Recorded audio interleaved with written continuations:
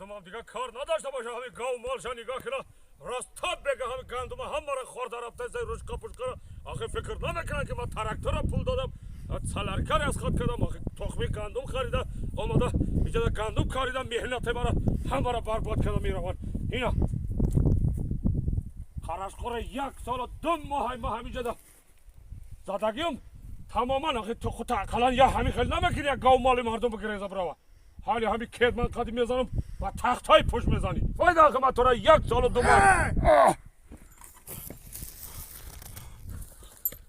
گوش تو مرا یگان بار در 1 سال و 2 ماه عبد آوردی نه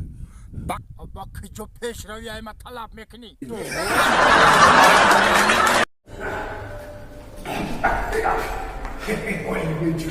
گنجا چاکری خدا حالا باید دیزه به زینت کرده کجا رکی این کار رو برماندگی گرانیتا را که بود گرانیتا برام گرانیتا را بگذارم و قزاقستان را پیسم اخی به چی نمی بیارم خیلی پیاده میرم دیگه با چی میرم اخی خدا بایه اصلی 21 21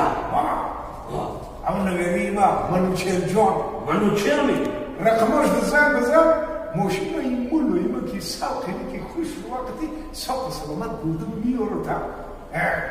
اون منوچهر کو نویری ما شیر مردی یونی همونتا ولی اما رقمش بالای همین اکران ماندگیه یا بزن منوچهر همین ایوانی کن کنه یا همیشه شی تمام اگر همون رمضان میکنم میبرم منوچهر جان خدمت کن دوستایی بده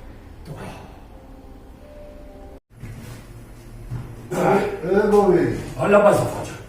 چیکار کردید؟ همین خالدینی میگم آخی زفر جان بی نهایت مخکل شلگیر اخی همین را میخوام که زفر جان ای همین مسکو خود یا تاجیکستان خانه ببارم میگم نمیدانم آخی چخیری ببارم این خالدینی که خود کاله نمیگه که آخی این خالدینی که خود روی بردن نمیتونید؟ نی آخی بردن نمیتونم آخی تاجیکستان بردن نمیتونید؟ نی آخی حیوان من نمیدونم باید چخیر ببارم حالا گوش کن خب شرکتی بختیار بهرام شرکتی بختیار بهرام من رقمشون بالای اکران خب